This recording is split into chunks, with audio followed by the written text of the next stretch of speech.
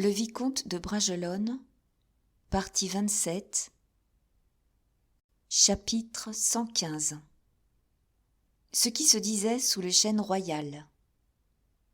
Il y avait dans la douceur de l'air, dans le silence du feuillage, un muet engagement pour ces jeunes femmes à changer tout de suite la conversation badine en une conversation plus sérieuse.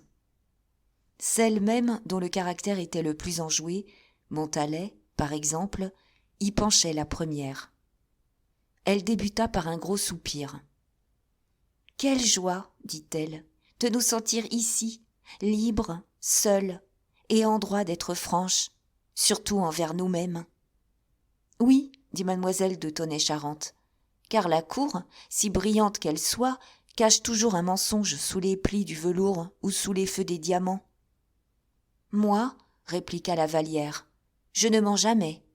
Quand je ne puis dire la vérité, je me tais. »« Vous ne serez pas longtemps en faveur, ma chère, dit Montalais. Ce n'est point ici comme à Blois, où nous disions à la vieille madame tous nos dépits et toutes nos envies. Madame avait ses jours où elle se souvenait d'avoir été jeune. Ces jours-là, quiconque causait avec madame trouvait une amie sincère. Madame nous contait ses amours avec monsieur, et nous lui contions ses amours avec d'autres, ou du moins les bruits qu'on avait fait courir sur ses galanteries. Pauvre femme, si innocente, elle en riait, nous aussi. Où est-elle à présent ? Ah, Montalais, rieuse Montalais, s'écria la Vallière. Voilà que tu soupires encore. Les bois t'inspirent, et tu es presque raisonnable ce soir. Mesdemoiselles, dit Athénaïs, vous ne devez pas tellement regretter la cour de Blois que vous ne vous trouviez heureuse chez nous. Une cour, c'est l'endroit où viennent les hommes et les femmes pour causer de choses que les mères et les tuteurs, que les confesseurs surtout, défendent avec sévérité. À la cour, on se dit ces choses sous privilège du roi et des reines. N'est-ce pas agréable ? Oh, Athénaïs, dit Louise en rougissant. Athénaïs est franche ce soir, dit Montalais. Profitons-en. Oui, profitons-en, car on m'arracherait ce soir les plus intimes secrets de mon cœur. Ah, si monsieur de Montespan était là, dit Montalais. Vous croyez que j'aime monsieur de Montespan ? Murmura la belle jeune fille. Il est beau, je suppose. Oui, et ce n'est pas un mince avantage à mes yeux. Vous voyez bien. Je dirais plus. Il est, de tous les hommes qu'on voit ici, le plus beau et le plus... Qu'entend-on là ? Dit la Vallière en faisant sur le banc de mousse un brusque mouvement. Quelque daim qui fuit dans les branches. Je n'ai peur que des hommes, dit Athénaïs. Quand ils ne ressemblent pas à monsieur de Montespan. Finissez cette raillerie. Monsieur de Montespan est aux petits soins pour moi, mais cela n'engage à rien. N'avons-nous pas ici monsieur de Guiche, qui est aux petits soins pour madame ? Pauvre, pauvre garçon, dit la Vallière. Pourquoi pauvre ? Madame est assez belle et assez grande dame, je suppose. La Vallière secoua douloureusement la tête. Quand on aime, dit-elle, ce n'est ni la belle ni la grande dame. Mes chers amis, quand on aime, ce doit être le cœur et les yeux seuls de celui ou de celle qu'on aime. Montalais se mit à rire bruyamment. « Cœur, yeux, oh, sucrerie !» dit-elle. « Je parle pour moi, » répliqua la Vallière. « Noble sentiment !» dit Athénaïs d'un air protecteur, mais froid. « Ne les avez-vous pas, mademoiselle ?» dit Louise. « Parfaitement, mademoiselle, mais je continue. Comment peut-on plaindre un homme qui rend des soins à une femme comme madame ? S'il y a disproportion, c'est du côté du comte. »« Oh non, non, fit la Vallière, c'est du côté de madame. »« Expliquez-vous. »« Je m'explique. Madame n'a pas même le désir de savoir ce que c'est que l'amour. Elle joue avec ce sentiment comme les enfants avec les artifices dont une étincelle embraserait un palais. Cela brille, voilà tout ce qu'il lui faut. Or, joie et amour sont le tissu dont elle veut que soit tramée sa vie. Monsieur de Guiche aimera cette dame illustre. Elle ne l'aimera pas. Athénaïs partit d'un éclat de rire dédaigneux. « Est-ce qu'on aime ?» dit-elle. « Où sont vos nobles sentiments de tout à l'heure ? La vertu d'une femme n'est-elle point dans le courageux refus de toute intrigue à conséquence ? Une femme bien organisée et douée d'un cœur généreux doit regarder les hommes, s'en faire aimer, adorer même, et dire une fois au plus dans sa vie « Tiens, il me semble que, si je n'eusse pas été ce que je suis, j'eusse moins détesté celui-là que les autres. » « Alors, s'écria la Vallière en joignant les mains, voilà ce que vous promettez à monsieur de Montespan ? Eh, certes, à lui comme à tout autre. Quoi, je vous ai dit que je lui reconnaissais une certaine supériorité. Et cela ne suffirait pas ? Ma chère, on est femme, c'est-à-dire reine dans tout le temps que nous donne la nature pour occuper cette royauté, de 15 à 35 ans. Libre à vous d'avoir du cœur après, quand vous n'aurez plus que cela. Oh, oh, murmura la Vallière. Parfait, s'écria Montalais. Voilà une maîtresse femme. Athénaïs, vous irez loin. Ne m'approuvez-vous point ? Oh, des pieds et des mains, dit la railleuse. Vous plaisantez, n'est-ce pas, Montalais, dit Louise. Non, non, j'approuve tout ce que vient de dire Athénaïs. Seulement quoi ? Eh bien, je ne puis le mettre en action. J'ai les plus complets principes. Je me fais des résolutions, près desquelles les projets du Stadtholder et ceux du roi d'Espagne sont des jeux d'enfants. Puis, le jour de la mise à exécution, rien. Vous faiblissez, dit Athénaïs avec dédain. Indignement. Malheureuse nature, reprit Athénaïs. Mais, au moins, vous choisissez. Ma foi, non. Le sort se plaît à me contrarier en tout. Je rêve des empereurs et je trouve des... Or, s'écria la Vallière, par pitié, ne sacrifiez pas, au plaisir de dire un mot, ceux qui vous aiment d'une affection si dévouée. Oh, pour cela, je m'en embarrasse peu. Ceux qui m'aiment sont assez heureux que je ne les chasse point, ma chère. Tant pis pour moi si j'ai une faiblesse. Mais tant pis pour eux si je m'en venge sur eux. Ma foi, je m'en venge. Or, vous avez raison, dit Athénaïs, et peut-être aussi arriverez-vous au même but. Cela s'appelle être coquette.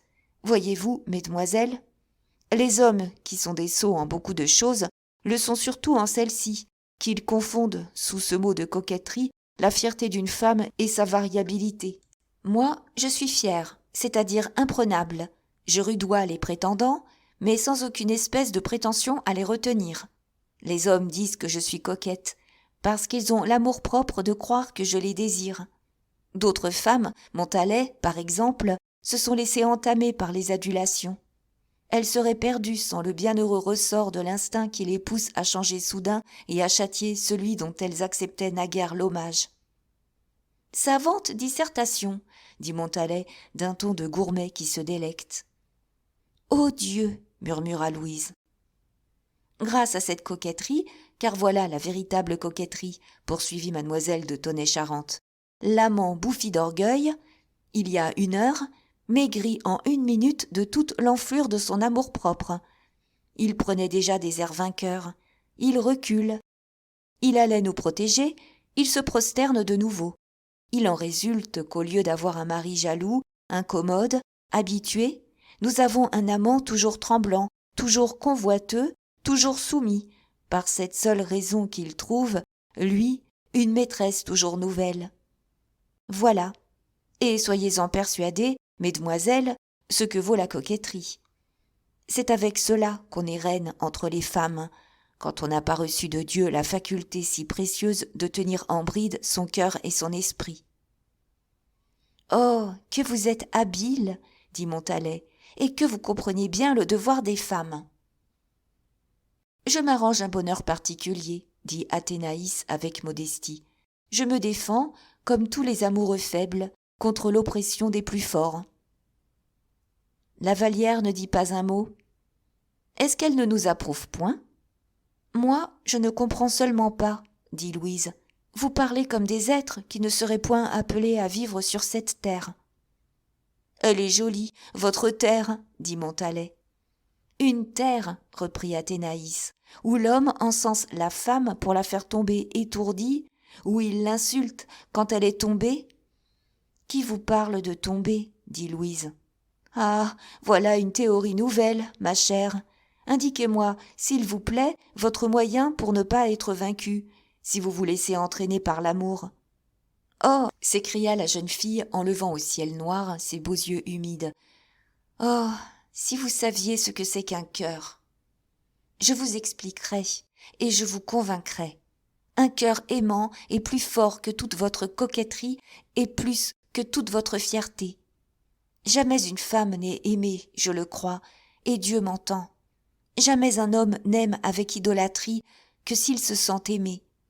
Laissez aux vieillards de la comédie de se croire adorés par des coquettes. Le jeune homme s'y connaît, lui, il ne s'abuse point.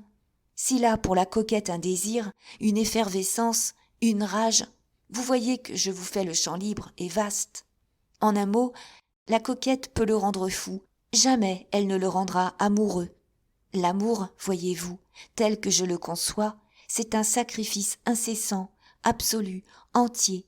Mais ce n'est pas le sacrifice d'une seule des deux parties unies, c'est l'abnégation complète de deux âmes qui veulent se fondre en une seule. Si j'aime jamais, je supplierai mon amant de me laisser libre et pure. Je lui dirai, ce qu'il comprendra, que mon âme est déchirée par le refus que je lui fais.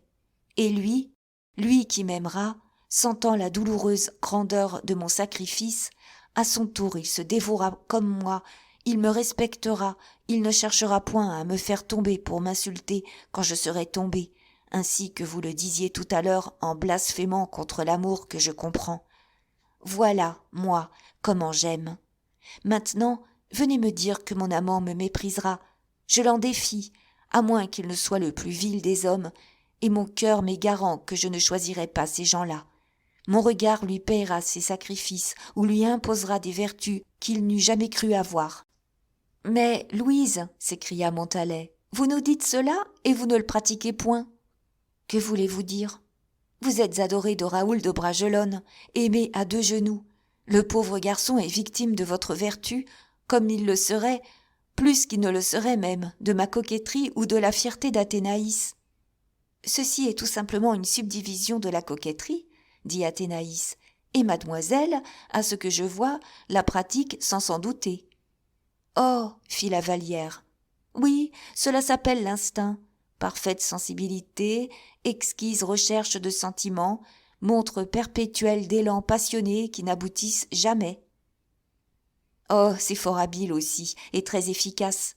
J'eusse même, maintenant que j'y réfléchis, préféré cette tactique à ma fierté pour combattre les hommes, parce qu'elle offre l'avantage de faire croire parfois à la conviction. Mais, dès à présent, sans passer condamnation tout à fait pour moi-même, je la déclare supérieure à la simple coquetterie de Montalais. Les deux jeunes filles se mirent à rire. La Vallière, seule, garda le silence et secoua la tête. Puis, après un instant, « Si vous me disiez le quart de ce que vous venez de me dire devant un homme, fit-elle, ou même que je fusse persuadée que vous le pensez, je mourrais de honte et de douleur sur cette place. » « Eh bien, mourez, tendre petite, répondit mademoiselle de Tonnay-Charente, car s'il n'y a pas d'homme ici, il y a au moins deux femmes, vos amies, qui vous déclarent atteinte et convaincue d'être une coquette d'instinct, une coquette naïve, c'est-à-dire la plus dangereuse espèce de coquette qui existe au monde. « Oh, mesdemoiselles, répondit la Vallière, rougissante et près de pleurer. Les deux compagnes éclatèrent de rire sur de nouveaux frais. « Eh bien, je demanderai des renseignements à Bragelonne. »« À Bragelonne » fit Athénaïs. « Eh oui, à ce grand garçon courageux comme César, fin et spirituel comme monsieur Fouquet, à ce pauvre garçon qui depuis 12 ans te connaît, t'aime, et qui cependant, s'il faut en croire, n'a jamais baisé le bout de tes doigts. »« Expliquez-nous cette cruauté, vous la femme de cœur, dit Athénaïs à la Vallière. »« Je l'expliquerai par un seul mot, la vertu. » « Nierez-vous la vertu, par hasard ?»« Voyons, Louise, ne mens pas, dit Or en lui prenant la main. »« Mais que voulez-vous donc que je vous dise ?» s'écria la Vallière. « Ce que vous voudrez, Mais vous aurez beau dire, je persiste dans mon opinion sur vous. Coquette d'instinct, coquette naïve, c'est-à-dire, je l'ai dit et je le redis, la plus dangereuse de toutes les coquettes. Oh non, non, par grâce, ne croyez pas cela. Comment? 12 ans de rigueur absolue? Oh, il y a 12 ans, j'en avais 5. L'abandon d'un enfant ne peut pas être compté à la jeune fille. Eh bien, vous avez 17 ans, 3 ans au lieu de 12. Depuis 3 ans, vous avez été constamment et entièrement cruel. Vous avez contre vous les muets ombrages de Blois, les rendez-vous où l'on compte les étoiles, les séances nocturnes sous les platanes, ces 20 ans parlant à vos 14 ans, le feu de ses yeux vous parlant à vous-même. Soit, soit, mais il en est ainsi. Allons donc, impossible.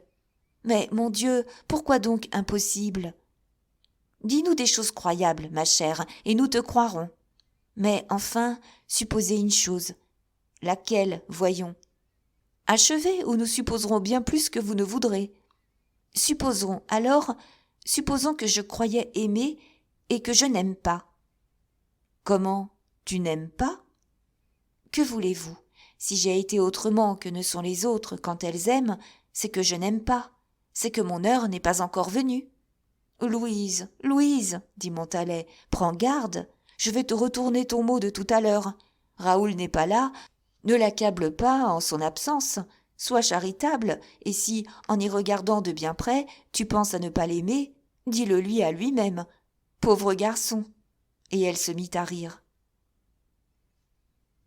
Mademoiselle plaignait tout à l'heure monsieur de Guiche, dit Athénaïs. Ne pourrait-on pas trouver l'explication de cette indifférence pour l'un dans cette compassion pour l'autre? Accablez-moi, mesdemoiselles, fit tristement la Vallière. Accablez-moi, puisque vous ne me comprenez pas. Oh, oh, répondit Montalais, de l'humeur, du chagrin, des larmes. Nous rions, Louise, et ne sommes pas, je t'assure, tout à fait les monstres que tu crois. Regarde Athénaïs la fière, comme on l'appelle. Elle n'aime pas monsieur de Montespan, c'est vrai, mais elle serait au désespoir que monsieur de Montespan ne l'aimât pas. Regarde-moi, je ris de monsieur Malicorne, mais ce pauvre Malicorne, dont je ris, c'est bien quand il veut faire aller ma main sur ses lèvres. Et puis la plus âgée de nous n'a pas 20 ans. Quel avenir? Folle, folle que vous êtes, murmura Louise. C'est vrai, fit Montalais, et toi seul as dit des paroles de sagesse. Certes. Accordé, répondit Athénaïs. Ainsi, décidément, vous n'aimez pas ce pauvre monsieur de Bragelonne? Peut-être, dit Montalais, elle n'en est pas encore bien sûre. Mais, en tout cas, écoute, Athénaïs, si monsieur de Bragelonne devient libre, je te donne un conseil d'ami. Lequel? C'est de bien le regarder avant de te décider pour monsieur de Montespan. Oh, si vous le prenez par là, ma chère, monsieur de Bragelonne n'est pas le seul que l'on puisse trouver du plaisir à regarder. Et, par exemple, monsieur de Guiche a bien son prix. Il n'a pas brillé ce soir, dit Montalais, et je sais de bonne part que madame l'a trouvé odieux. Mais monsieur de Saint-Aignan, il a brillé, lui, et, j'en suis certaine, plus d'une de celles qui l'ont vu danser ne l'oublieront pas de sitôt. N'est-ce pas, la Vallière? Pourquoi m'adressez-vous cette question à moi? Je ne l'ai pas vu, je ne le connais pas. Vous n'avez pas vu monsieur de Saint-Aignan? Vous ne le connaissez pas? Non. Voyons, n'affectez pas cette vertu plus farouche que nos fiertés. Vous avez des yeux, n'est-ce pas? Excellent. Alors vous avez vu tous nos danseurs ce soir? Oui, à peu près. Voilà un à peu près bien impertinent pour eux. Je vous le donne pour ce qu'il est. Eh bien, voyons, parmi tous ces gentilshommes que vous avez à peu près vus, lequel préférez-vous? Oui, dit Montalais, oui, de monsieur de Saint-Aignan, de monsieur de Guiche, de... Je ne préfère personne, mesdemoiselles, je les trouve également bien. Alors, dans toute cette brillante assemblée, au milieu de cette cour, la première du monde, personne ne vous a plu? Je ne dis pas cela. Parlez donc, alors. Voyons, faites-nous part de votre idéal. Ce n'est pas un idéal. Alors, cela existe. En vérité, mesdemoiselles, s'écria la Vallière poussée à bout, je n'y comprends rien. Quoi? Comme moi vous avez un cœur, comme moi vous avez des yeux, et vous parlez de monsieur de Guiche, de monsieur de Saint-Aignan, de monsieur, qui sais-je, quand le roi était là. Ces mots, jetés avec précipitation par une voix troublée, ardente, firent à l'instant même éclater aux deux côtés de la jeune fille une exclamation dont elle eut peur. « Le roi » s'écrièrent à la fois Montalais et Athénaïs. La Vallière laissa tomber sa tête dans ses deux mains. « Oh oui, le roi, murmura-t-elle. « Avez-vous donc jamais vu quelque chose de pareil au roi ?» Vous aviez raison de dire tout à l'heure que vous aviez des yeux excellents, mademoiselle, car vous voyez loin, trop loin. Hélas, le roi n'est pas de ceux sur lesquels nos pauvres yeux, à nous, ont le droit de se fixer. Ah, c'est vrai, s'écria la Vallière. Il n'est pas donné à tous les yeux de regarder en face le soleil. Mais je le regarderai, moi, dussé-je en être aveuglée. En ce moment, et comme s'il eût été causé par les paroles qui venaient de s'échapper de la bouche de la Vallière, un bruit de feuilles et de froissements soyeux retentit derrière le buisson voisin. Les jeunes filles se levèrent effrayées. Elles virent distinctement remuer les feuilles, mais sans voir l'objet qui les faisait remuer. « Oh, un loup ou un sanglier !» s'écria Montalais. « Fuyons, mesdemoiselles, fuyons !» Et les trois jeunes filles se levèrent en proie à une terreur indicible et s'enfuirent par la première allée qui s'offrit à elles et ne s'arrêtèrent qu'à la lisière du bois. Là, hors d'haleine, appuyées les unes aux autres, sentant mutuellement palpiter leur cœur, elles essayèrent de se remettre, mais elles n'y réussirent qu'au bout de quelques instants. Enfin, apercevant des lumières du côté du château, elles se décidèrent à marcher vers les lumières. La Vallière était épuisée de fatigue. « Oh, nous l'avons échappé belle, dit Montalais. « Mesdemoiselles, dit la Vallière, j'ai bien peur que ce ne soit pis qu'un loup. Quant à moi, je le dis comme je le pense, j'aimerais mieux avoir couru le risque d'être dévorée toute vive par un animal féroce que d'avoir été écoutée et entendue. Oh, folle que je suis! Comment ai-je pu penser? Comment ai-je pu dire de pareilles choses ?» Et là-dessus, son front plia comme la tête d'un roseau. Elle sentit ses jambes fléchir, et, toutes ses forces l'abandonnant, elle glissa, presque inanimée, des bras de ses compagnes sur l'herbe de l'allée. Chapitre 116. L'inquiétude du roi. Laissons la pauvre Lavallière à moitié évanouie entre ses deux compagnes, et revenons aux environs du chêne royal. Les trois jeunes filles n'avaient pas fait 20 pas en fuyant que le bruit qui les avait si fort épouvantées redoubla dans le feuillage. La forme, se dessinant plus distincte en écartant les branches du massif, apparut sur la lisière du bois et, voyant la place vide, partit d'un éclat de rire. Il est inutile de dire que cette forme était celle d'un jeune et beau gentilhomme, lequel, incontinent, fit signe à un autre qui parut à son tour. « Eh bien, sire, dit la seconde forme en s'avançant avec timidité, est-ce que votre majesté aurait fait fuir nos jeunes amoureuses ? » « Eh, mon Dieu, oui, dit le roi, tu peux te montrer en toute liberté, Saint-Aignan.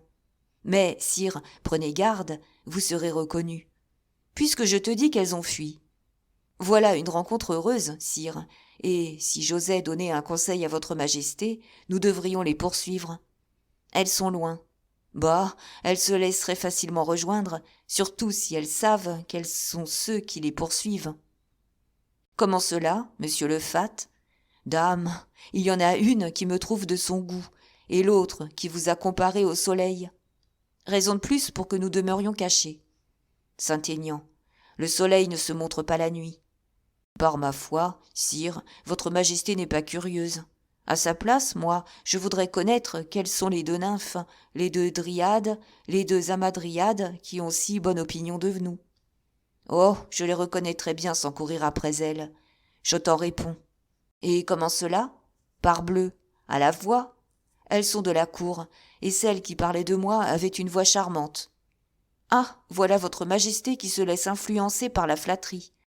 On ne dira pas que c'est le moyen que tu emploies, toi. Oh, pardon, sire, je suis un niais.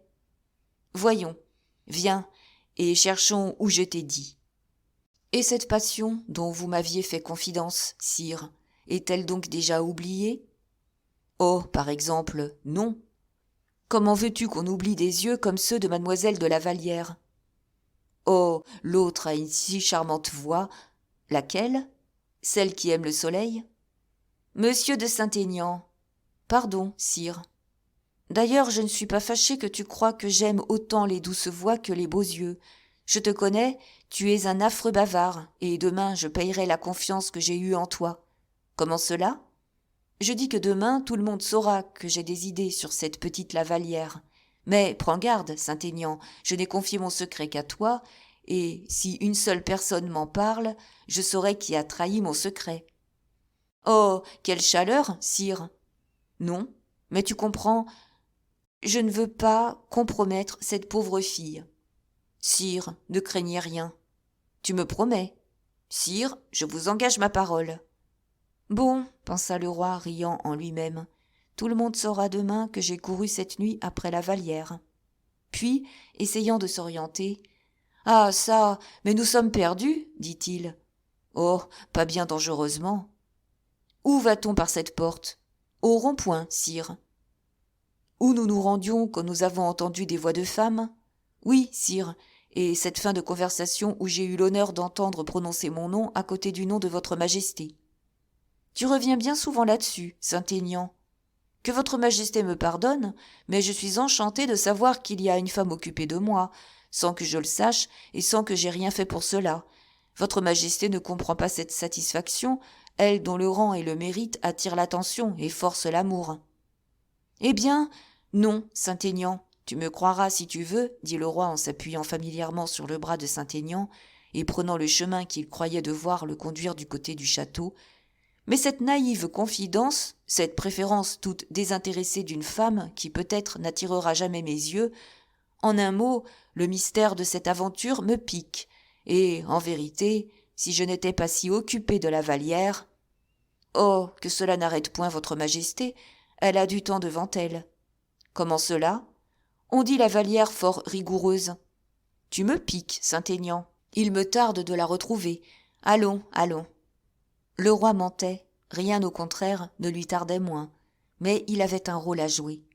Et il se mit à marcher vivement. Saint-Aignan le suivit en conservant une légère distance. Tout à coup, le roi s'arrêtant, le courtisan imita son exemple. « Saint-Aignan, dit-il, n'entends-tu pas des soupirs ?»« Moi ? Oui, écoute. En effet, et même des cris, ce me semble. » C'est de ce côté, dit le roi en indiquant une direction. On dirait des larmes, des sanglots de femme, fit monsieur de Saint-Aignan. Courons. Et le roi et le favori, prenant un petit chemin de traverse, coururent dans l'herbe. À mesure qu'ils avançaient, les cris devenaient plus distincts. Au secours! Au secours! Disaient deux voix. Les deux jeunes gens redoublèrent de vitesse. Au fur et à mesure qu'ils approchaient, les soupirs devenaient des cris. Au secours! Au secours! Répétait-on. Et ces cris doublaient la rapidité de la course du roi et de son compagnon. Tout à coup, au revers d'un fossé, sous des saules aux branches échevelées, ils aperçurent une femme à genoux tenant une autre femme évanouie. À quelques pas de là, une troisième appelait au secours au milieu du chemin. En apercevant les deux gentilshommes, dont elle ignorait la qualité, les cris de la femme qui appelait au secours redoublèrent. Le roi devança son compagnon, franchit le fossé et se trouva auprès du groupe au moment où, par l'extrémité de l'allée qui donnait du côté du château, s'avançait une douzaine de personnes attirées par les mêmes cris qui avaient attiré le roi et monsieur de Saint-Aignan. « Qu'y a-t-il donc, mesdemoiselles » demanda Louis. « Le roi » s'écria mademoiselle de Montalais en abandonnant dans son étonnement la tête de la Vallière qui tomba entièrement couchée sur le gazon. « Oui, le roi, mais ce n'est pas une raison pour abandonner votre compagne. Qui est-elle ? » ?»« C'est mademoiselle de la Vallière, sire. »« Mademoiselle de la Vallière ? Qui vient de s'évanouir. »« Oh, mon Dieu, dit le roi, pauvre enfant, Eh, vite, vite, un chirurgien !» Mais, avec quelque empressement que le roi eût prononcé ces paroles, il n'avait pas si bien veillé sur lui-même qu'elles ne dussent paraître, ainsi que le geste qui les accompagnait, un peu froides à M. de Saint-Aignan, qui avait reçu la confidence de ce grand amour dont le roi était atteint. « Saint-Aignan, continua le roi, veillez sur mademoiselle de la Vallière, je vous prie. Appelez un chirurgien. Moi, je cours prévenir madame de l'accident qui vient d'arriver à sa demoiselle d'honneur. » En effet, tandis que M. de Saint-Aignan s'occupait de faire transporter mademoiselle de la Vallière au château, le roi s'élançait en avant, heureux de trouver cette occasion de se rapprocher de madame et d'avoir à lui parler sous un prétexte spécieux. Heureusement, un carrosse passait. On fit arrêter le cocher, et les personnes qui le montaient, ayant appris l'accident, s'empressèrent de céder la place à mademoiselle de la Vallière. Le courant d'air provoqué par la rapidité de la course rappela promptement la malade à l'existence. Arrivée au château, elle put, quoique très faible, descendre du carrosse et gagner, avec l'aide d'Athénaïs et de Montalais, l'intérieur des appartements. On la fit asseoir dans une chambre attenante au salon du rez-de-chaussée. Ensuite, comme cet accident n'avait pas produit beaucoup d'effet sur les promeneurs, la promenade fut reprise. Pendant ce temps, le roi avait retrouvé madame sous un quinconce. Il s'était assis près d'elle et son pied cherchait doucement celui de la princesse sous la chaise de celle-ci. « Prenez garde, sire, » lui dit Henriette tout bas, « vous ne paraissez pas un homme indifférent. »« Hélas !» répondit Louis XIV sur le même diapason, « j'ai bien peur que nous n'ayons fait une convention au-dessus de nos forces. » Puis, tout haut, « Savez-vous l'accident ?» dit-il. « Quel accident ? Oh, mon Dieu, en vous voyant, j'oubliais que j'étais venu tout exprès pour vous le raconter. J'en suis pourtant affecté douloureusement. Une de vos demoiselles d'honneur, la pauvre Lavallière, vient de perdre connaissance. »« Ah, pauvre enfant !» dit tranquillement la princesse. « Et à quel propos ?» Puis, tout bas, « Mais vous n'y pensez pas, sire. Vous prétendez faire croire à une passion pour cette fille, et vous demeurez ici quand elle se meurt là-bas. »« Ah, madame, madame, dit en soupirant le roi, que vous êtes bien mieux que moi dans votre rôle, et comme vous pensez à tout. » Et il se leva. « Madame, dit-il assez haut pour que tout le monde l'entendît, permettez que je vous quitte. Mon inquiétude est grande, et je veux m'assurer par moi-même si les soins ont été donnés convenablement. » Et le roi partit pour se rendre de nouveau près de la Vallière, tandis que tous les assistants commentaient ce mot du roi. « Mon inquiétude est grande. » Chapitre 117. Le secret du roi. En chemin, Louis rencontra le comte de Saint-Aignan. « Eh bien, Saint-Aignan, demanda-t-il avec affectation, comment se trouve la malade ? » « Mais, sire, balbutia Saint-Aignan, j'avoue à ma honte que je l'ignore. »« Comment, vous l'ignorez ?» fit le roi, feignant de prendre au sérieux ce manque d'égard pour l'objet de sa prédilection. « Sire, pardonnez-moi, mais je venais de rencontrer une de nos 3 causeuses, et j'avoue que cela m'a distrait. »« Ah, vous avez trouvé ?» dit vivement le roi. « Celle qui daignait parler si avantageusement de moi, et, ayant trouvé la mienne, je cherchais la vôtre, sire, lorsque j'ai eu le bonheur de rencontrer votre majesté. »« C'est bien, mais, avant tout, mademoiselle de la Vallière, » dit le roi, fidèle à son rôle. « Oh, que voilà une belle intéressante, » dit Saint-Aignan, « et comme son évanouissement était de luxe, puisque votre majesté s'occupait d'elle avant cela. Et le nom de votre belle, à vous, Saint-Aignan, est-ce un secret ? » ?»« Sire, ce devait être un secret, et un très grand même.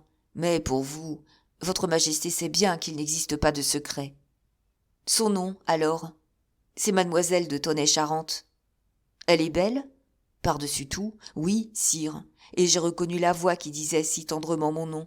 Alors je l'ai abordée, questionnée autant que j'ai pu le faire au milieu de la foule, et elle m'a dit, sans se douter de rien, que tout à l'heure elle était au Grand Chêne avec 2 amis, lorsque l'apparition d'un loup ou d'un voleur les avait épouvantés et mis en fuite. »« Mais, demanda vivement le roi, le nom de ces 2 amis ? » ?»« Sire, dit Saint-Aignan, que votre majesté me fasse mettre à la Bastille. »« Pourquoi cela ? » ?»« Parce que je suis un égoïste et un sot.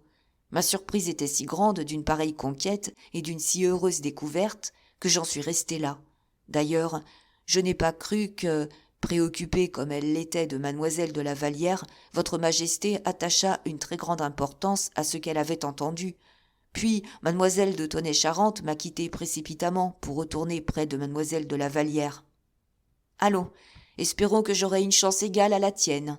Viens, Saint-Aignan.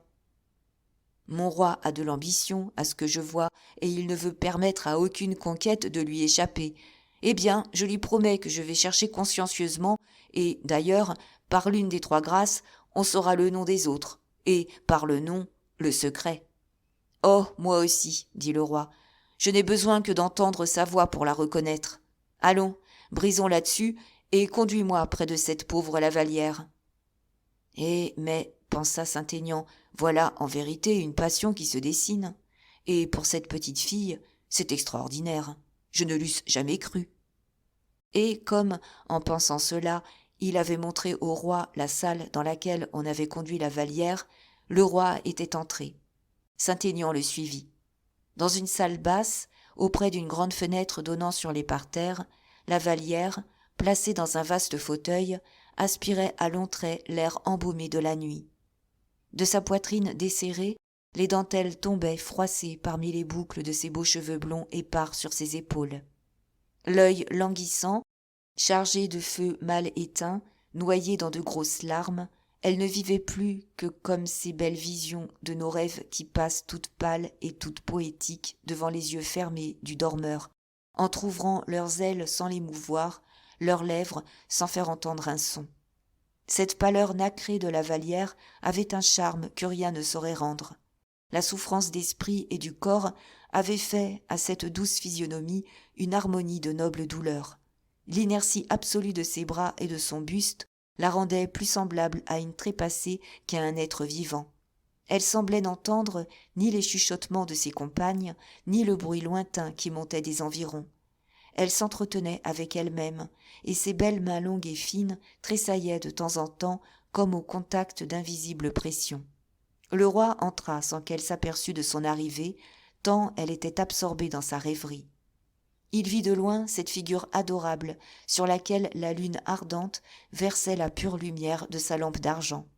« Mon Dieu !» s'écria-t-il avec un involontaire effroi. « Elle est morte !»« Non, non, sire, » dit tout bas Montalais, « elle va mieux, au contraire. N'est-ce pas, Louise, que tu vas mieux ?» La Vallière ne répondit point. « Louise, » continua Montalais, « c'est le roi qui daigne s'inquiéter de ta santé. »« Le roi ?» s'écria Louise en se redressant soudain, comme si une source de flamme eût remonté des extrémités à son cœur. « Le roi s'inquiète de ma santé ?»« Oui, » dit Montalais. « Le roi est donc ici ?» dit la Vallière, sans oser regarder autour d'elle. « Cette voix, dit vivement Louis à l'oreille de Saint-Aignan. « Eh, mais, répliqua Saint-Aignan, votre Majesté a raison, c'est l'amoureuse du soleil. »« Chut !» dit le roi. Puis, s'approchant de la Vallière, « Vous êtes indisposée, mademoiselle. Tout à l'heure, dans le parc, je vous ai même vue évanouie. Comment cela vous a-t-il pris ?»« Sire, balbutia la pauvre enfant tremblante et sans couleur, en vérité, je ne saurais le dire. »« Vous avez trop marché, dit le roi, et peut-être la fatigue. »« Non, sire, répliqua vivement Montalais, répondant pour son ami. Ce ne peut être la fatigue, car nous avons passé une partie de la soirée assise sous le chêne royal. »« Sous le chêne royal ?» reprit le roi en tressaillant. « Je ne m'étais pas trompé, et c'est bien cela. » Et il adressa au comte un coup d'œil d'intelligence. « Ah oui, dit Saint-Aignan, sous le chêne royal, avec mademoiselle de Tonnay-Charente. »« Comment savez-vous cela ?» demanda Montalais. « Mais je le sais d'une façon bien simple. Mademoiselle de Tonnay-Charente me l'a dit. »« Alors elle a dû vous apprendre aussi la cause de l'évanouissement de la Vallière ? » ?»« Dame, elle m'a parlé d'un loup ou d'un voleur, je ne sais plus trop. » La Vallière écoutait les yeux fixes, la poitrine haletante, comme si elle eût pressenti une partie de la vérité grâce à un redoublement d'intelligence. Louis prit cette attitude et cette agitation pour la suite d'un effroi mal éteint. « Ne craignez rien, mademoiselle, dit-il avec un commencement d'émotion qu'il ne pouvait cacher. Ce loup qui vous a fait si grand peur était tout simplement un loup à 2 pieds. »« C'était un homme. C'était un homme !» s'écria Louise. « Il y avait là un homme aux écoutes. » »« Eh bien, mademoiselle, quel grand mal voyez-vous donc à avoir été écoutée ? Auriez-vous dit, selon vous, des choses qui ne pouvaient être entendues ?»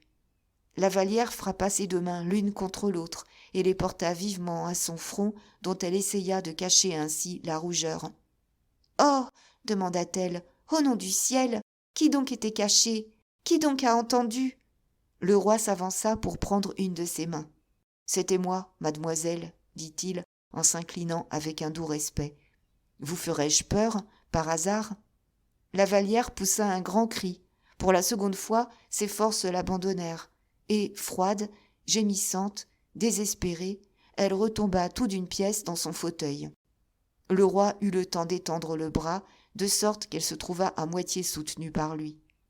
À 2 pas du roi et de la Vallière, mesdemoiselles de Tonnay-Charente et de Montalais, immobiles et comme pétrifiées au souvenir de leur conversation avec la Vallière, ne songeaient même pas à lui porter secours, retenues qu'elles étaient par la présence du roi, qui, un genou en terre, tenait la Vallière à bras-le-corps. « Vous avez entendu, sire ?» murmura Athénaïs. Mais le roi ne répondit pas. Il avait les yeux fixés sur les yeux à moitié fermés de la Vallière. Il tenait sa main pendante dans sa main. « Parbleu !» répliqua Saint-Aignan, qui espérait de son côté l'évanouissement de mademoiselle de Tonnay-Charente, et qui s'avançait les bras ouverts. « Nous n'en avons même pas perdu un mot. » Mais la fière Athénaïs n'était pas femme à s'évanouir ainsi. Elle lança un regard terrible à Saint-Aignan et s'enfuit. Montalais, plus courageuse, s'avança vivement vers Louise et la reçut des mains du roi, qui déjà perdait la tête en se sentant le visage inondé des cheveux parfumés de la mourante. « À la bonne heure, » dit Saint-Aignan, « voilà une aventure, et si je ne suis pas le premier à la raconter, j'aurai du malheur. » Le roi s'approcha de lui, la voix tremblante, la main furieuse. « Comte, » dit-il, « pas un mot. » Le pauvre roi oubliait qu'1 heure auparavant, il faisait au même homme la même recommandation, avec le désir tout opposé, c'est-à-dire que cet homme fût indiscret. Aussi cette recommandation fut-elle aussi superflue que la première. 1 demi-heure après, tout Fontainebleau savait que mademoiselle de la Vallière avait eu, sous le chêne royal, une conversation avec Montalais et Tonnay-Charente, et que dans cette conversation, elle avait avoué son amour pour le roi. On savait aussi que le roi, après avoir manifesté toute l'inquiétude que lui inspirait l'état de mademoiselle de la Vallière, avait pâli et tremblé en recevant dans ses bras la belle évanouie, de sorte qu'il fut bien arrêté, chez tous les courtisans, que le plus grand événement de l'époque venait de se révéler, que Sa Majesté aimait mademoiselle de la Vallière et que, par conséquent, monsieur pouvait dormir parfaitement tranquille. C'est, au reste, ce que la reine-mère, aussi surprise que les autres de ce brusque revirement, se hâta de déclarer à la jeune reine et à Philippe d'Orléans. Seulement, elle opéra d'une façon bien différente en s'attaquant à ces 2 intérêts. À sa bru, « Voyez, Thérèse, dit-elle, si vous n'aviez pas grandement tort d'accuser le roi, voilà qu'on lui donne aujourd'hui une nouvelle maîtresse. Pourquoi celle d'aujourd'hui serait-elle plus vraie que celle d'hier, et celle d'hier que celle d'aujourd'hui ? » Et à monsieur, en lui racontant l'aventure du chêne royal, « Êtes-vous absurde dans vos jalousies, mon cher Philippe ? Il est avéré que le roi perd la tête pour cette petite Lavallière. N'allez pas en parler à votre femme, la reine le saurait tout de suite. » Cette dernière confidence eut son ricochet immédiat. Monsieur, rasséréné, triomphant, vint retrouver sa femme, et, comme il n'était pas encore minuit et que la fête devait durer jusqu'à 2 heures du matin, il lui offrit la main pour la promenade. Mais, au bout de quelques pas, la première chose qu'il fit fut de désobéir à sa mère. « N'allez pas dire à la reine, au moins, tout ce que l'on raconte du roi, » fit-il mystérieusement. « Et que raconte-t-on » demanda madame. « Que mon frère s'était épris tout à coup d'une passion étrange. »« Pour qui ?»« Pour cette petite Lavallière. » Il faisait nuit. Madame put sourire à son aise. « Ah » dit-elle, « et depuis quand cela le tient-il ?»« depuis quelques jours, à ce qu'il paraît, mais ce n'était que fumée, et c'est seulement ce soir que la flamme s'est révélée. »« Le roi a bon goût, » dit madame, « et, à mon avis, la petite est charmante. »« Vous m'avez l'air de vous moquer, ma toute chère. »« Moi ? Et comment cela ? » ?»« En tout cas, cette passion fera toujours le bonheur de quelqu'un, ne fût-ce que celui de la Vallière. »« Mais, reprit la princesse, en vérité, vous parlez, monsieur, comme si vous aviez lu au fond de l'âme de ma fille d'honneur. Qui vous a dit qu'elle consent à répondre à la passion du roi ? Et qui vous dit, à vous, qu'elle n'y répondra pas ? Elle aime le vicomte de Bragelonne. »« Ah, vous croyez ? Elle est même sa fiancée. »« Elle l'était. »« Comment cela ? » ?»« Mais, quand on est venu demander au roi la permission de conclure le mariage, il a refusé cette permission. »« Refusé ? » ?»« Oui, quoique ce fût au compte de l'affaire lui-même que le roi honore, vous le savez, d'une grande estime pour le rôle qu'il a joué dans la restauration de votre frère, et dans quelques autres événements encore, arrivés depuis longtemps. »« Eh bien, les pauvres amoureux attendront qu'il plaise au roi de changer d'avis. Ils sont jeunes, ils ont le temps. »« Ah, mamie, dit Philippe en riant à son tour, je vois que vous ne savez pas le plus beau de l'affaire. »« Non. »« Ce qui a le plus profondément touché le roi. »« Le roi a été profondément touché ? » ?»« Au cœur. »« Mais de quoi ? Dites vite, voyons. »« D'une aventure on ne peut plus romanesque. »« Vous savez combien j'aime ces aventures-là, et vous me faites attendre, dit la princesse avec impatience. « Eh bien, voici. » Et monsieur fit une pause. « J'écoute. »« Sous le chêne royal, vous savez où est le chêne royal ? » ?»« Peu importe. Sous le chêne royal, dites-vous ? » Eh bien, mademoiselle de la Vallière, se croyant seule avec 2 amis, leur a fait confidence de sa passion pour le roi.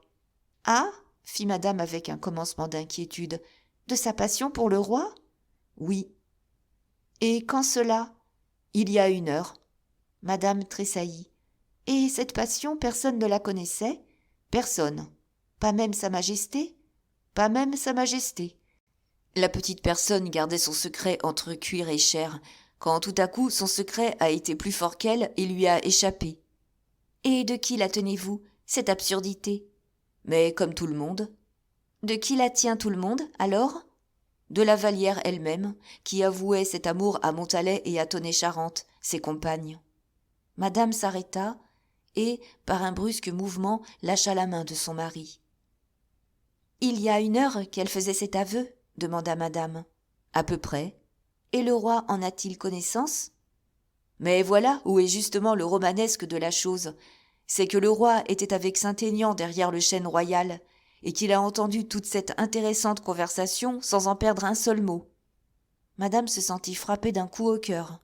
« Mais j'ai vu le roi depuis, » dit-elle étourdiment, « et il ne m'a pas dit un mot de tout cela. »« Parbleu, » dit monsieur, naïf comme un mari qui triomphe.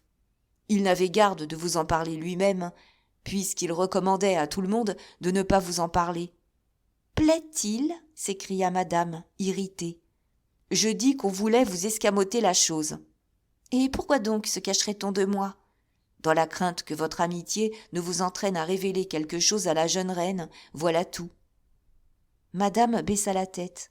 Elle était blessée mortellement.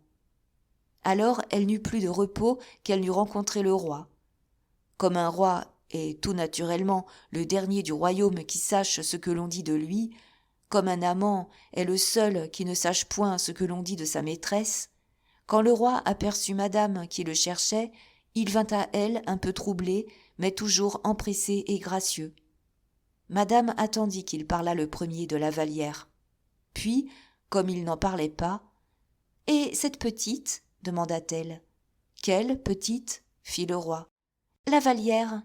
Ne m'avez-vous pas dit, sire, qu'elle avait perdu connaissance ? » « Elle est toujours fort mal, » dit le roi en affectant la plus grande indifférence. « Mais voilà qui va nuire au bruit que vous deviez répandre, sire. »« À quel bruit ? » ?»« Que vous vous occupiez d'elle. »« Oh, j'espère qu'il se répandra la même chose, » répondit le roi distraitement. Madame attendit encore. Elle voulait savoir si le roi lui parlerait de l'aventure du chêne royal. Mais le roi n'en dit pas un mot. Madame, de son côté, n'ouvrit pas la bouche de l'aventure, de sorte que le roi prit congé d'elle, sans lui avoir fait la moindre confidence. À peine eut-elle vu le roi s'éloigner, qu'elle chercha Saint-Aignan. Saint-Aignan était facile à trouver. Il était comme les bâtiments de suite qui marchent toujours de conserve avec les gros vaisseaux. Saint-Aignan était bien l'homme qu'il fallait à madame, dans la disposition d'esprit où madame se trouvait. Il ne cherchait qu'une oreille un peu plus digne que les autres pour y raconter l'événement dans tous ses détails. Aussi ne fit-il pas grâce à madame d'un seul mot. Puis, quand il eut fini, « Avouez, dit madame, que voilà un charmant conte. »« Conte, non. Histoire, oui. »« Avouez, conte ou histoire, qu'on vous l'a dit comme vous me le dites à moi, mais que vous n'y étiez pas. »« Madame, sur l'honneur, j'y étais. »« Et vous croyez que ces aveux auraient fait impression sur le roi ?»« Comme ceux de mademoiselle de Tonnay-Charente sur moi, répliqua Saint-Aignan. Écoutez donc, madame, mademoiselle de la Vallière a comparé le roi au soleil. C'est flatteur. Le roi ne se laisse pas prendre à de pareilles flatteries. Madame, le roi est au moins autant homme que soleil, et je l'ai bien vu tout à l'heure quand la Vallière est tombée dans ses bras. La Vallière est tombée dans les bras du roi ? Oh, c'était un tableau des plus gracieux. Imaginez-vous que la Vallière était renversée et que... Eh bien, qu'avez-vous vu ? Dites, parlez. J'ai vu ce que 10 autres personnes ont vu en même temps que moi. J'ai vu que, lorsque la Vallière est tombée dans ses bras, le roi a failli s'évanouir. Madame poussa un petit cri, seul indice de sa sourde colère. Merci, dit-elle en riant convulsivement. Vous êtes un charmant conteur, monsieur de Saint-Aignan. Et elle s'enfuit seule et étouffant vers le château. Chapitre 118. Course de nuit. Monsieur avait quitté la princesse de la plus belle humeur du monde, et comme il avait beaucoup fatigué dans la journée, il était rentré chez lui, laissant chacun achever la nuit comme il lui plairait. En rentrant, monsieur s'était mis à sa toilette de nuit avec un soin qui redoublait encore dans ses paroxysmes de satisfaction. Aussi chanta-t-il, pendant tout le travail de ses valets de chambre, les principaux airs du ballet que les violons avaient joués et que le roi avait dansé. Puis il appela ses tailleurs, se fit montrer ses habits du lendemain et, comme il était très satisfait d'eux, il leur distribua quelques gratifications. Enfin, comme le chevalier de Lorraine, l'ayant vu rentrer, rentrait à son tour, monsieur combla d'amitié le chevalier de Lorraine. Celui-ci, après avoir salué le prince, garda un instant le silence, comme un chef de tirailleurs qui étudie pour savoir sur quel point il commencera le feu. Puis, paraissant se décider, « Avez-vous remarqué une chose singulière, monseigneur ?» dit-il. « Non, laquelle ? C'est la mauvaise réception que sa majesté a faite en apparence au comte de Guiche. »« En apparence ? Oui, sans doute, puisqu'en réalité, il lui a rendu sa faveur. »« Mais je n'ai pas vu cela, moi, » dit le prince. « Comment ? Vous n'avez pas vu qu'au lieu de le renvoyer dans son exil, comme cela était naturel, il l'a autorisé dans son étrange résistance en lui permettant de reprendre sa place au ballet ?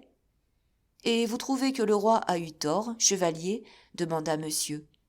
N'êtes-vous point de mon avis, prince ? Pas tout à fait, mon cher chevalier, et j'approuve le roi de n'avoir point fait rage contre un malheureux plus fou que mal intentionné. Ma foi, dit le chevalier, quant à moi, j'avoue que cette magnanimité m'étonne au plus haut point. Et pourquoi cela ? Demanda Philippe. Parce que j'eusse cru le roi plus jaloux, répliqua méchamment le chevalier. Depuis quelques instants, monsieur sentait quelque chose d'irritant remuer sous les paroles de son favori.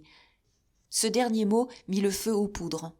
« Jaloux » s'écria le prince. « Jaloux ? Que veut dire ce mot-là ? Jaloux de quoi, s'il vous plaît, ou jaloux de qui ?» Le chevalier s'aperçut qu'il venait de laisser échapper un de ces mots méchants, comme parfois il en faisait. Il essaya donc de le rattraper, tandis qu'il était encore à portée de sa main.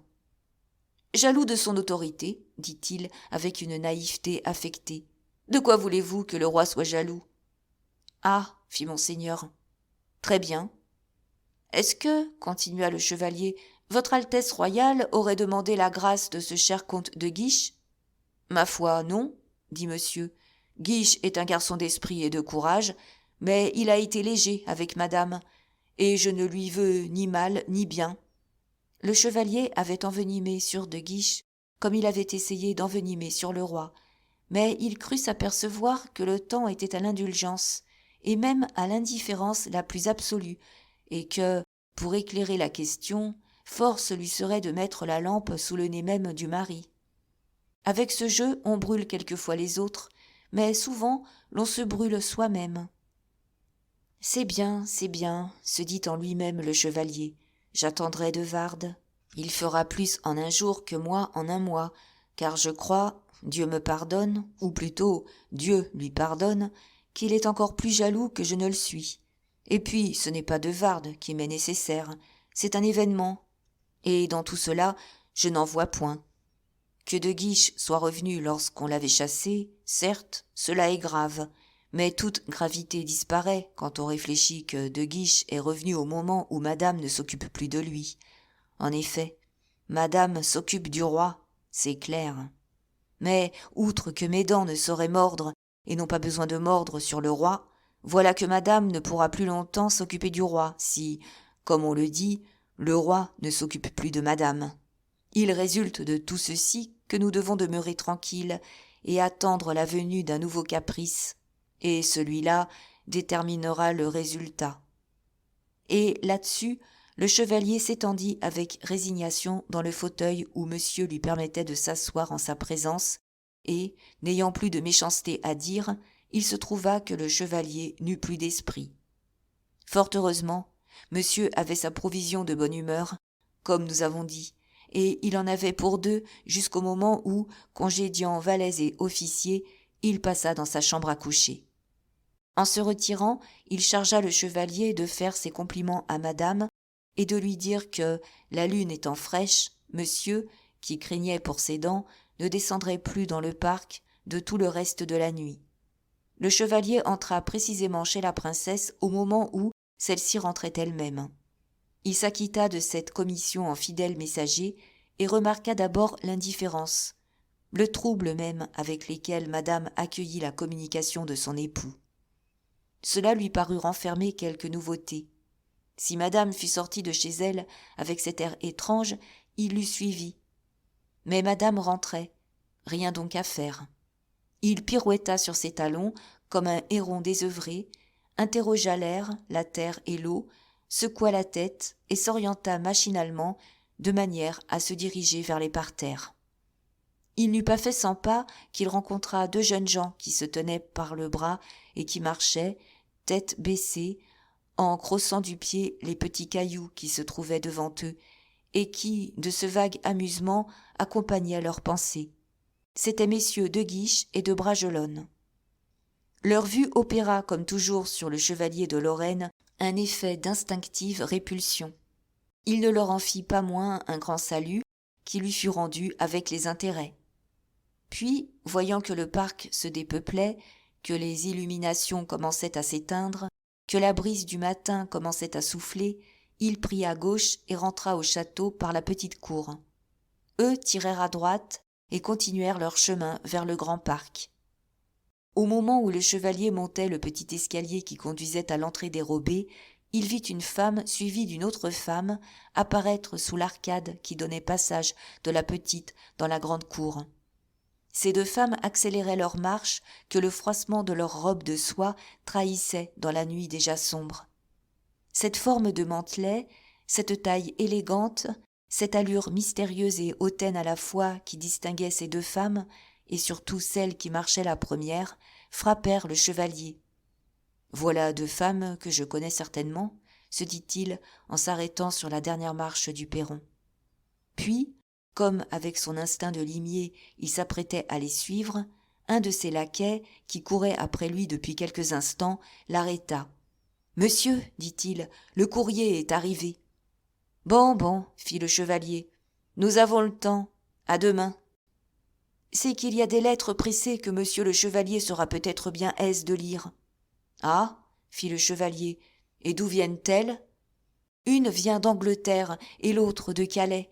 Cette dernière arrive par estafette et paraît être fort importante. De Calais? Et qui diable m'écrit de Calais? J'ai cru reconnaître l'écriture de votre ami le comte de Vardes. Oh! Je monte en ce cas, s'écria le chevalier, oubliant à l'instant même son projet d'espionnage. Et il monta, en effet, tandis que les deux dames inconnues disparaissaient à l'extrémité de la cour opposée à celle par laquelle elles venaient d'entrer. Ce sont elles que nous suivrons, laissant le chevalier tout entier à sa correspondance. Arrivée au quinconce, la première s'arrêta un peu essoufflée et, relevant avec précaution sa coiffe, « Sommes-nous encore loin de cet arbre ?» dit-elle.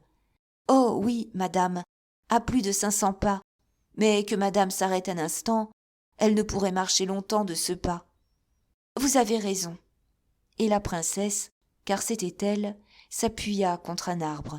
« Voyons, mademoiselle, » reprit-elle après avoir soufflé un instant, « ne me cachez rien, dites-moi la vérité. »« Oh, madame, vous voilà déjà sévère, » dit la jeune fille d'une voix émue. « Non, ma chère Athénaïs, rassurez-vous donc, car je ne vous en veux nullement. Ce ne sont pas mes affaires, après tout. Vous êtes inquiète de ce que vous avez pu dire sous ce chêne, vous craignez d'avoir blessé le roi, et je veux vous tranquilliser en m'assurant par moi-même si vous pouvez avoir été entendue. Oh oui, madame, le roi était si près de nous. Mais enfin, vous ne parliez pas tellement haut que quelques paroles n'aient pu se perdre. Madame, nous nous croyions absolument seuls. Et vous étiez 3? Oui, la Vallière, Montalais et moi. De sorte que vous avez, vous personnellement, parlé légèrement du roi? J'en ai peur.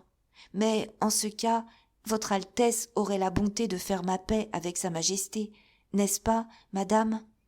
Si besoin est, je vous le promets. Cependant, comme je vous le disais, mieux vaut ne pas aller au-devant du mal et se bien assurer surtout si le mal a été fait. Il fait nuit sombre, et plus sombre encore sous ces grands bois. Vous n'aurez pas été reconnu du roi. Le prévenir en parlant la première, c'est vous dénoncer vous-même. Oh, madame, madame, si l'on a reconnu mademoiselle de la Vallière, on m'aura reconnu aussi. D'ailleurs, monsieur de Saint-Aignan ne m'a point laissé de doute à ce sujet. Mais enfin, vous disiez donc des choses bien désobligeantes pour le roi? Nullement, madame, nullement. C'est une autre qui disait des choses trop obligeantes. Et alors mes paroles auront fait contraste avec les siennes. Cette Montalais est si folle, dit madame. Oh, ce n'est pas Montalais. Montalais n'a rien dit, elle. C'est la Vallière. Madame tressaillit comme si elle ne l'eût pas déjà su parfaitement. Oh, non, non, dit-elle, le roi n'aura pas entendu. D'ailleurs, nous allons faire l'épreuve pour laquelle nous sommes sortis. Montrez-moi le chêne. Et madame se remit en marche. Savez-vous où il est? Continua-t-elle. Hélas, oui, madame. Et vous le retrouverez? Je le retrouverai les yeux fermés. Alors, c'est à merveille. Vous vous assiérez sur le banc où vous étiez, sur le banc où était la Vallière, et vous parlerez du même ton et dans le même sens. Moi, je me cacherai dans le buisson, et, si l'on entend, je vous le dirai bien. Oui, madame. Il s'ensuit que, si vous avez effectivement parlé assez haut pour que le roi vous ait entendu, eh bien, Athénaïs parut attendre avec anxiété la fin de la phrase commencée. Eh bien, dit madame d'une voix étouffée, sans doute par la rapidité de sa course, eh bien, je vous défendrai. Et madame doubla encore le pas. Tout à coup, elle s'arrêta. Il me vient une idée, dit-elle. Oh, une bonne idée, assurément, répondit mademoiselle de Tonnay-Charente. Montalais doit être aussi embarrassée que vous deux. Moins, car elle est moins compromise, ayant moins dit. N'importe, elle vous aidera bien par un petit mensonge. Oh, surtout si elle sait que madame veut bien s'intéresser à moi. Bien. J'ai, je crois, trouvé ce qu'il nous faut, mon enfant. Quel bonheur! Vous direz que vous saviez parfaitement toutes trois la présence du roi derrière cet arbre ou derrière ce buisson, je ne sais plus bien, ainsi que celle de monsieur de Saint-Aignan. Oui, madame. Car vous ne vous le dissimulez pas, Athénaïs. Saint-Aignan prend avantage de quelques mots très flatteurs pour lui que vous auriez prononcés. Et, madame, vous voyez bien qu'on entend, s'écria Athénaïs, puisque monsieur de Saint-Aignan a entendu. Madame avait dit une légèreté. Elle se mordit les lèvres. « Oh, vous savez bien comme est Saint-Aignan, dit-elle. La faveur du roi le rend fou. Et il dit à tort et à travers. Souvent même il invente. Là, d'ailleurs, n'est point la question. Le roi a-t-il entendu ou n'a-t-il pas entendu? Voilà le fait. » « Eh bien, oui, madame, il a entendu, fit Athénaïs désespérée. Alors, faites ce que je disais. Soutenez hardiment que vous connaissiez toutes trois, entendez-vous, toutes trois, car si l'on doute pour l'une, on doutera pour les autres. Soutenez, dis-je, que vous connaissiez toutes trois la présence du roi et de monsieur de Saint-Aignan, et que vous avez voulu vous divertir aux dépens des écouteurs. Ah, madame, aux dépens du roi, jamais nous n'oserons dire cela. Mais plaisanterie pure, raillerie innocente et bien permise à des femmes que des hommes veulent surprendre. De cette façon, tout s'explique. Ce que Montalet a dit de Malicorne, raillerie. Ce que vous avez dit de monsieur de Saint-Aignan, raillerie. Ce que la Vallière a pu dire, et qu'elle voudrait bien rattraper. En êtes-vous sûr? Oh oui, j'en réponds. Eh bien, raison de plus. Raillerie que tout cela. Monsieur de Malicorne n'aura point à se fâcher. Monsieur de Saint-Aignan sera confondu. On rira de lui au lieu de rire de vous. Enfin, le roi sera puni de sa curiosité peu digne de son rang. Que l'on rit un peu du roi en cette circonstance, et je ne crois pas qu'il s'en plaigne. Ah, madame, vous êtes en vérité un ange de bonté et d'esprit. C'est mon intérêt. Comment cela? Vous me demandez comment c'est mon intérêt d'épargner à mes demoiselles d'honneur des quolibets, des désagréments, des calomnies peut-être? Hélas, vous le savez, mon enfant, la cour n'a pas d'indulgence pour ces sortes de peccadilles. Mais voilà déjà longtemps que nous marchons. Ne sommes-nous donc point bientôt arrivés? Encore 50 ou 60 pas. Tournons à gauche, madame, s'il vous plaît. Ainsi, vous êtes sûre de Montalet, dit madame. Oh oui, elle fera tout ce que vous voudrez. Tout, elle sera enchantée. Quant à la Vallière, hasarda la princesse. Oh, pour elle, ce sera plus difficile, madame, elle répugne à mentir. Cependant, lorsqu'elle y trouvera son intérêt, j'ai peur que cela ne change absolument rien à ses idées. Oui, oui, dit madame, on m'avait déjà prévenu de cela. C'est une personne très précieuse, une de ces mijaurées qui mettent Dieu en avant pour se cacher derrière lui. Mais si elle ne veut pas mentir, comme elle s'exposera aux railleries de toute la cour, comme elle aura provoqué le roi par un aveu aussi ridicule qu'indécent, mademoiselle de la Baume-le-Blanc de la Vallière trouvera bon que je la renvoie à ses pigeons, afin que là-bas, en Touraine, ou dans le Blésois, je ne sais où, elle puisse tout à son aise faire du sentiment et de la bergerie. Ces paroles furent dites avec une véhémence et même une dureté qui effrayèrent mademoiselle de Tonnay-Charente. En conséquence, elle se promit, quant à elle, de mentir autant qu'il le faudrait. Ce fut dans ces bonnes dispositions que madame et sa compagne arrivèrent aux environs du chêne royal. « Nous y voilà, dit Tonnay-Charente. « Nous allons bien voir si l'on entend, répondit madame. « Chut, fit la jeune fille en retenant madame avec une rapidité assez oublieuse de l'étiquette. Madame s'arrêta. « Voyez-vous que l'on entend, dit Athénaïs. Comment cela? Écoutez. » Madame retint son souffle et l'on entendit, en effet, ces mots, prononcés par une voix suave et triste, flotter dans l'air. « Oh, je te dis, vicomte, je te dis que je l'aime éperdument. Je te dis que je l'aime à en mourir. » À cette voix, madame tressaillit, et sous sa mante un rayon joyeux illumina son visage. Elle arrêta sa compagne à son tour, et, d'un pas léger, la reconduisant à 20 pas en arrière, c'est-à-dire hors de la portée de la voix. « Demeurez là, lui dit-elle, ma chère Athénaïs, et que nul ne puisse nous surprendre. Je pense qu'il est question de vous dans cet entretien. »« De moi, madame ?»« De vous, oui, ou plutôt de votre aventure. Je vais écouter. À deux, nous serions découvertes. Allez chercher mon talet et revenez m'attendre avec elle sur la lisière du bois. » Puis, comme Athénaïs hésitait, « Allez !» dit la princesse d'une voix qui n'admettait pas d'observation. Elle rangea donc ses jupes bruyantes et, par un sentier qui coupait le massif, elle regagna le parterre. Quant à madame, elle se blottit dans le buisson, adossée à un gigantesque châtaignier dont une des tiges avait été coupée à la hauteur d'un siège. Et là, pleine d'anxiété et de crainte, « Voyons, dit-elle, voyons, puisque l'on entend d'ici, écoutons ce que va dire de moi à monsieur de Bragelonne, cet autre fou amoureux qu'on appelle le comte de Guiche. »